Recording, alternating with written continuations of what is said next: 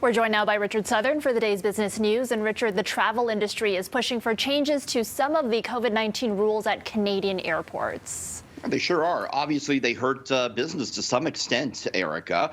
We heard today from Air Canada and WestJet about they want changes at the arrival process. As it stands right now, if you're taking a plane into Canada, you have to take a PCR test before you get on the plane. You also have to be fully vaccinated. But once you land at Pearson or another Canadian airport, you got to be tested again. And it's that arrival test that the airlines are asking the federal government to do away with. An open letter today was sent from the medical directors of Air Canada, WestJet, and Toronto Pearson Airport to the federal government. It reads in part, quote, "There is no good public health rationale for a second test upon arrival."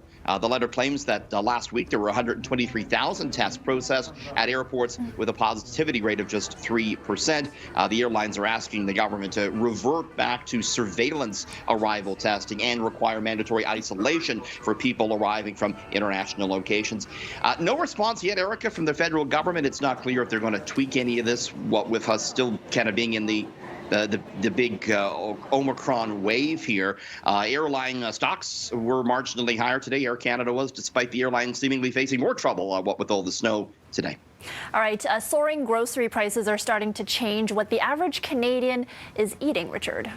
Yeah, one item in particular, Erica, becoming so expensive that a growing number of us are just passing on it altogether. Red meat.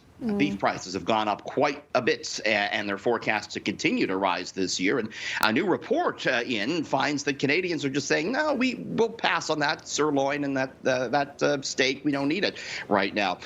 The report finds that it's from Farm Credit Canada. It finds that as incomes fall and meat prices rise, consumption of beef is heading lower. It actually peaked beef consumption in late 2020, but since has been moving steadily lower. Instead, the report finds Canadians are turning more and more to chicken. Making beef so expensive, Erica, is certainly the pandemic, which has forced production plants to close. Drought is another reason, as is higher shipping costs. And finally, 2021 was a wild year in the real estate market, and it looks like the cupboard is pretty bare as we enter the new year, Richard.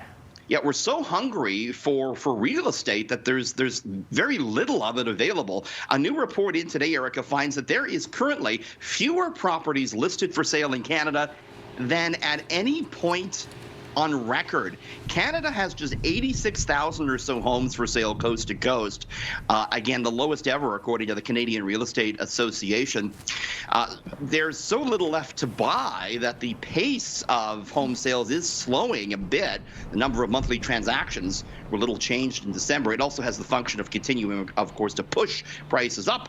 The average home in Toronto, Erica, selling for more than $1 million in December. Oof. It's good there's not available because I don't have the money for them anyways. Neither do I. Neither do I. We'd have to go in together, I think. All right, thanks, Richard, for that report. We'll see you again in the next hour. Thanks, Erica.